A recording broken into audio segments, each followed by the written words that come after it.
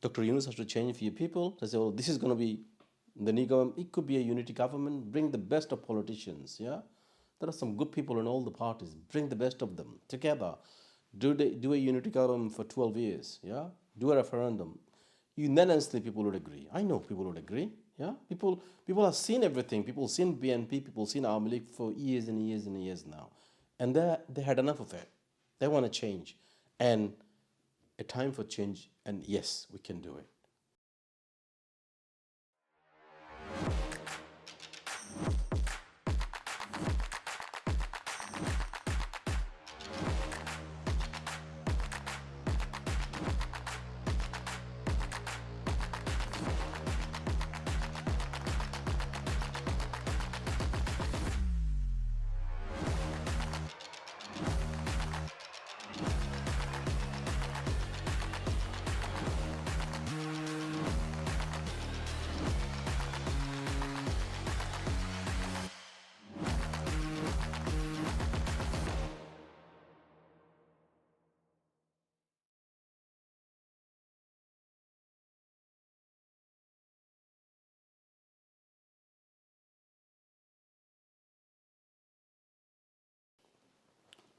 Bismillahirrahmanirrahim. Rabbi shrah li sadri wa yassir li amri wahlul uqdatan min lisani yafqahu qawli. Hello, assalamu alaikum. So today I'm just going to share my screen in a minute. So the site is called myfree.world, and there is a section. There is the whole menu item here on the website for the free Bangladesh. And if you go on this, you will see basically throughout the revolution, the whole history of the revolution as it was taking place. So you've got a whole list of contents here. Some of it is really, really excellent. Yeah, I mean, it's just kind of a history of what we've been through this revolution in Bangladesh. Here we have got different sections for constitution, international poverty elimination, bank, technology white paper, and today I'm going to talk about the new politics white paper. Before I do that, let me just explain what I'd like to address here. So the main question is, as the Gen Zs and the student movement, they're asking for political settlement, a renegotiation of the political settlement. Now, what do we mean by this? How can we achieve it? This is all this white paper is about. Okay. Now, as I said in my past videos, that this is perhaps the only opportunities us Bangladeshis we're going to get. Right. So the new political settlement. First of all, what we will be going through with this, as you can see here, so we've got the political funding. How is it carried out?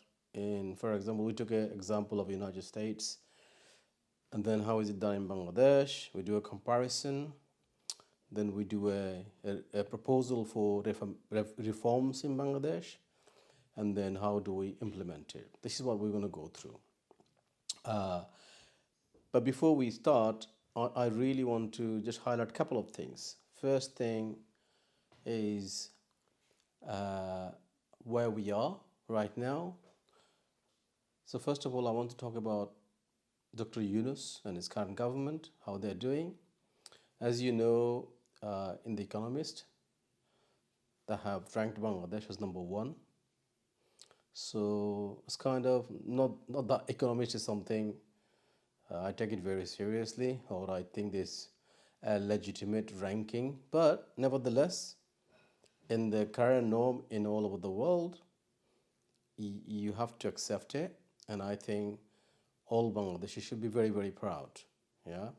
So just regardless of your opinion about Dr. Yunus and his government, you have to give them some credit that they're doing something right. Okay?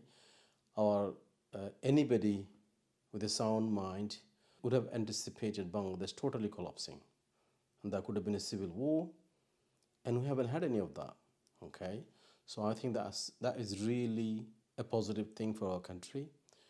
And I really pray and hope that we can support this government to make sure they can get all the defamation, all the shortcut as they call it, all of it done.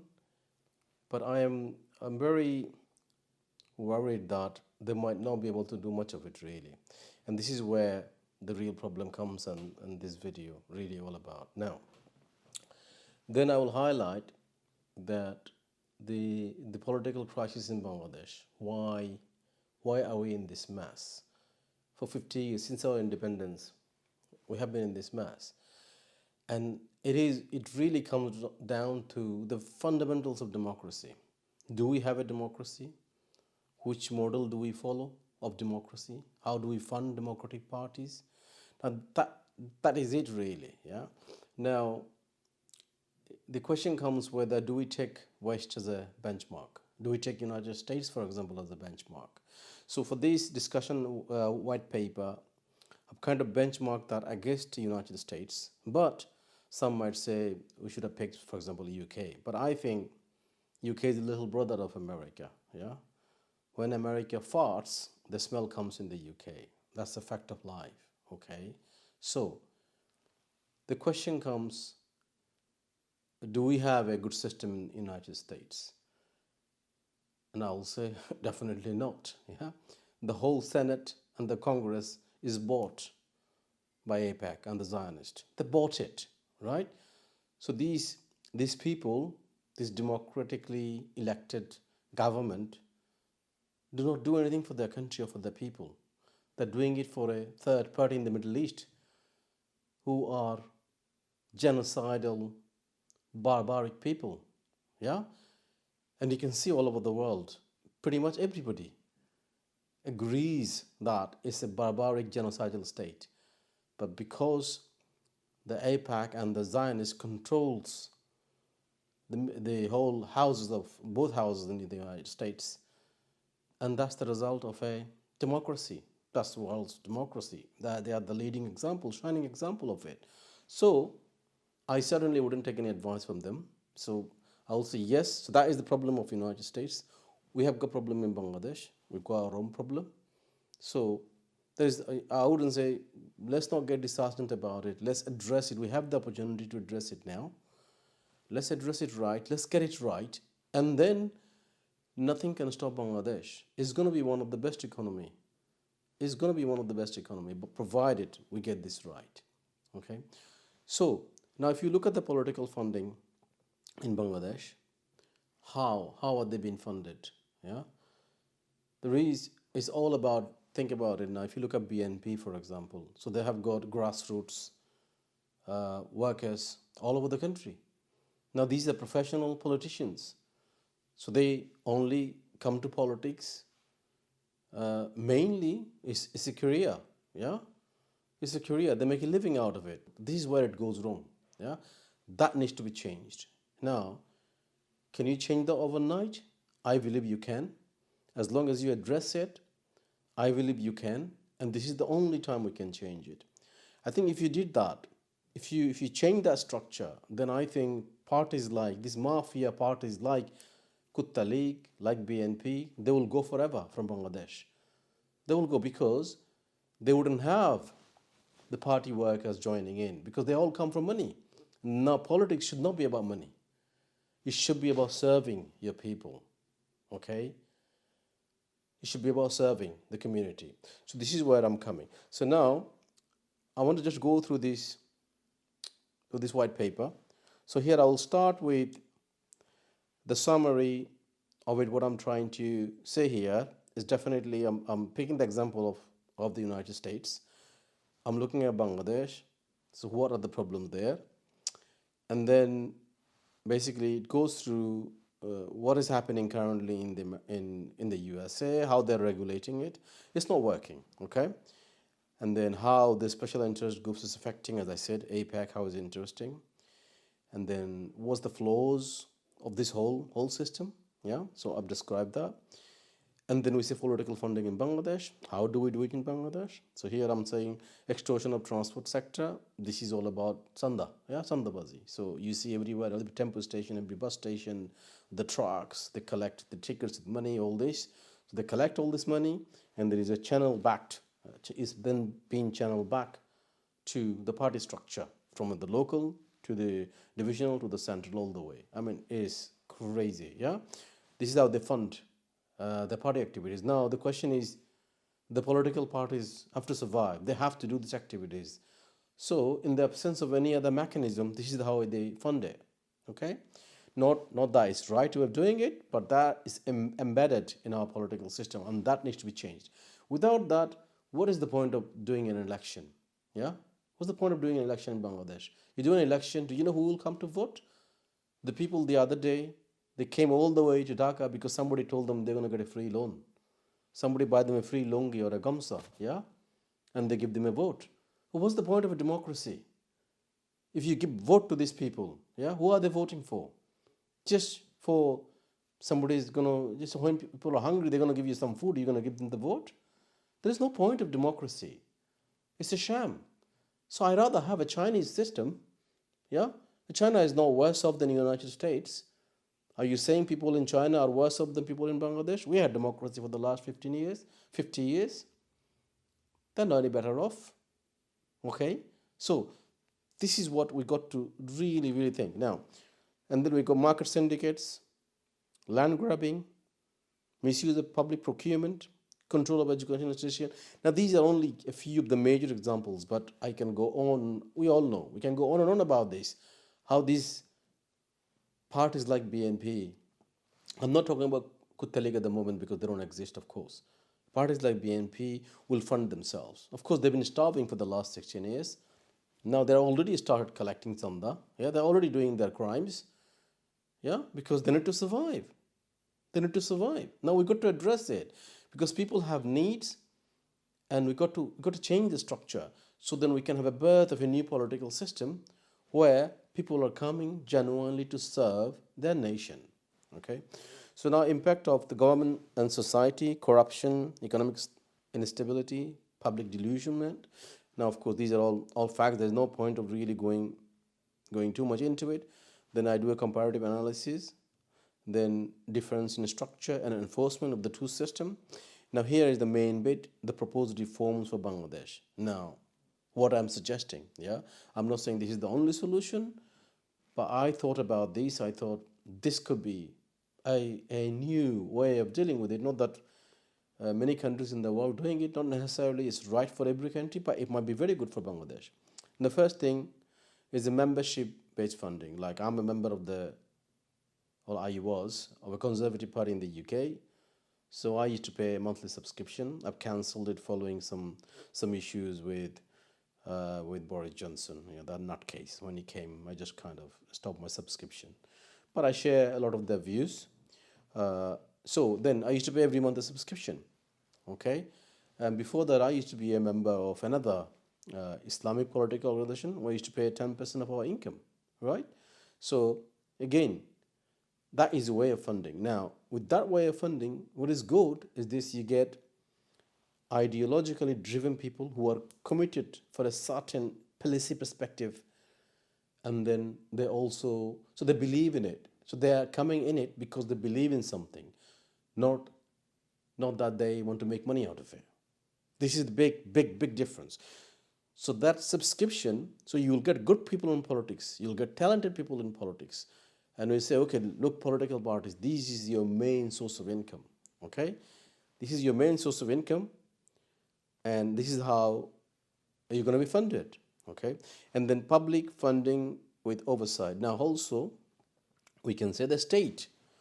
So there will be, of course, some checklist that you can't, like, fund every political party. That's silly. So there will be some basic thing. Look, you have to hit that kind of members. You have to have a nationwide coverage. So you have to have some basic criteria based on which then you fund political parties from the state. Not a huge sum. You can say that, look, from your subscription, you have to manage 75% of your revenue. Then the 25% the state can give as a subsidy to the political party. Okay, and then that what will then take place is this: you don't then have these masses of people all over the. You don't need to run a political party. You need a local office, few people who can manage. There is no point of having hundreds and hundreds of these guys doing absolutely nothing. They're unemployed. They don't do any work. All they do go and harass people and collect money. This is the disgrace, and this is what we have created as a nation. We've got to dismantle that, completely destroy it. If you don't do that, Bangladesh has got no future, because that is really the problem in Bangladesh. Okay, so you can get rid of it by subscription model and then a state funding in that ratio, 75 to 25. So if any political party can't get 75% funding from their membership because people are not buying to the ideology, then you are not a genuine political party. You are a fringe organization. Fair enough, you can do your politics, yeah, but the funding got to be reserved for the politics that has got nationwide coverage. Now, this is a way, but there could be alternatives. Certainly, there could be alternatives way of thinking.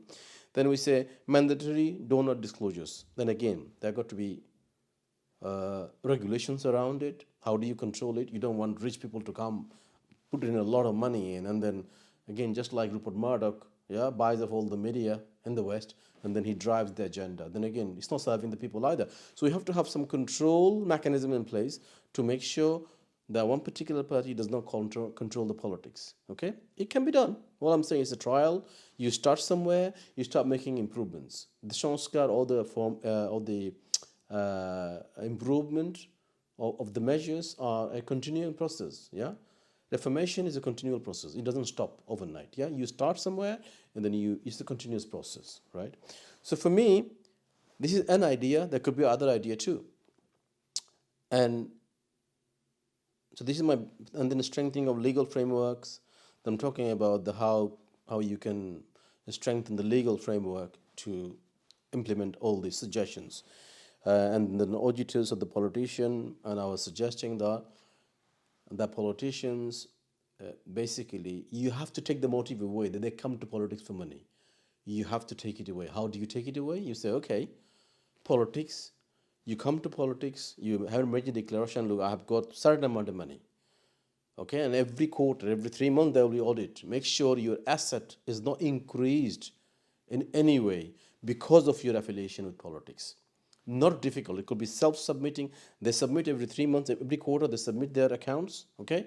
And there will be a body who will independently review it, okay? So basically, you take that very, very strictly, that people do not come to politics to have wealth. You don't come to politics to have wealth.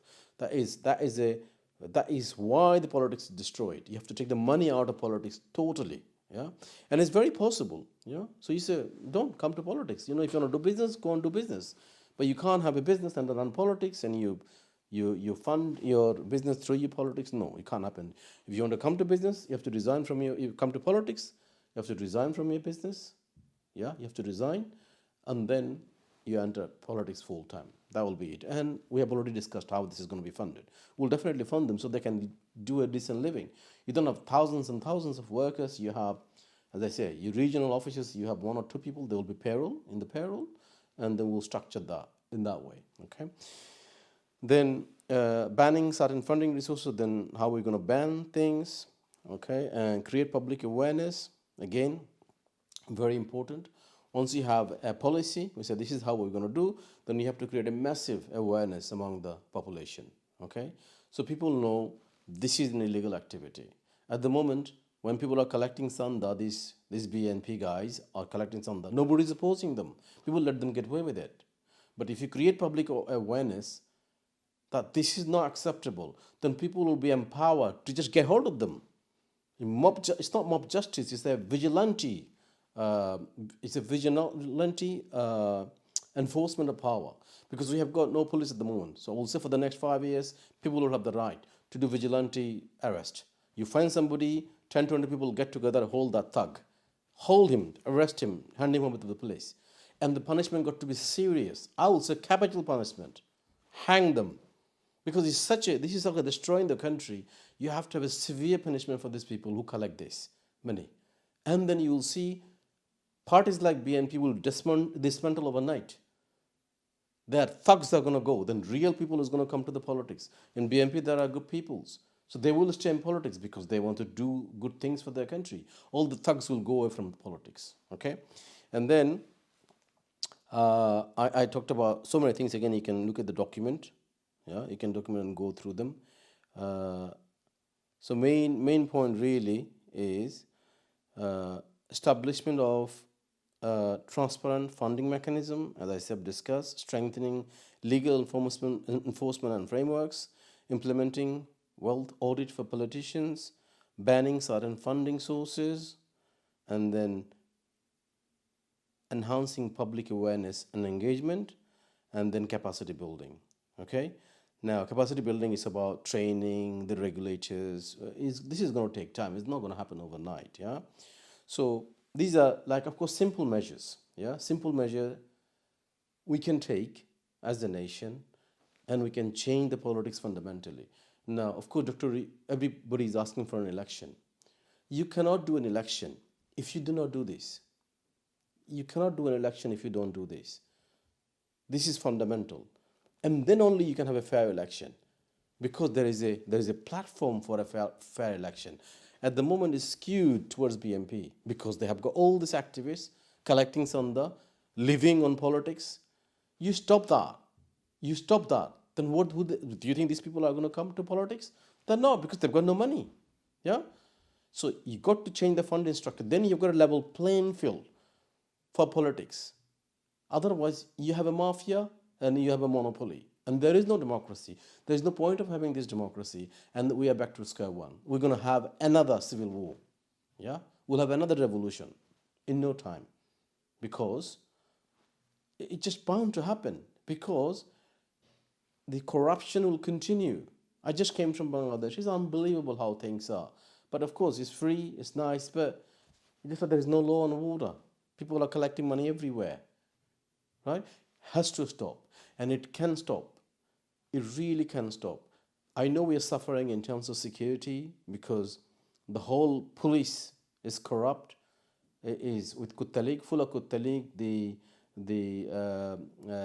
intelligence service full of Kuttalik, everything else, all the civil services full of Kuttalik, and it will take 5 years to clean them. And Dr. Yunus would not be able to do it. Yeah, this is why I think my earlier suggestion was, you should bring all these unemployed students, bring them in, train them in a short 6 months training, put them in a security service all over, and get rid of all the Kuttalik stuff. This is one way of, and bring the answers in, good people in the answer, not part of Kuttalik. Bring them in. Somehow we need to improve the security situations. We've got to do that, because I'm telling you, I will not be surprised if this BNP mafia, if they don't try and do an unrest. They will. They will, because their money is going to dry out. Their money is going to dry out. They will try everything. Yeah? And they know if you bring 5-6 lakh people on the street, yeah, now, because we're not going to shoot, Dr. Yunus's government is not going to shoot them like the way the Butcher of Bengal did. Okay? So they know. And they can start, they'll say, okay, we'll take over the country. They might do that because they're going to lose all the funding. Okay? So now we have to have the students, the civilians, we've got to empower them. So how many BNPs have you got? All the workers. You take them out, few lakhs all over the country, yeah? Yeah? But students and then people, general people, you need to unite. You say, no, we're not going to go back to the old days. We're going to start a new politics. And this is how it's going to happen. We're going to legally fund political parties. So you earn a remuneration by your subscription, and then by government subsidy, and you have a good living wages, and you do politics. You do politics with an intention of doing good, not making money, not a political career. We're not going to have that. Now, it's not too difficult. This is not too difficult. It can be done, but provided the government is strong. At the moment, the government is not strong. Yeah, it's not strong. Now, with precision planning, it can be done, but it's not been done. Yeah, unfortunately, it's not been done. Can it be done? Yes, it can be done. but you have to have the right kind of people in the government. But we haven't, unfortunately.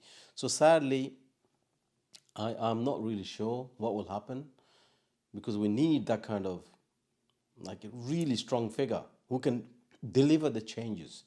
Yeah.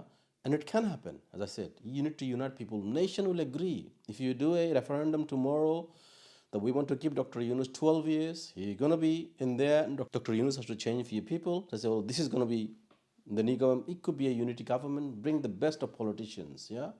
There are some good people in all the parties. Bring the best of them together. Do a unity government for 12 years. Yeah. Do a referendum. Unanimously, people would agree. I know people would agree. Yeah. People have seen everything. People seen BNP. People seen Army League for years and years and years now, and they had enough of it. They want to change, and a time for change. And yes, we can do it.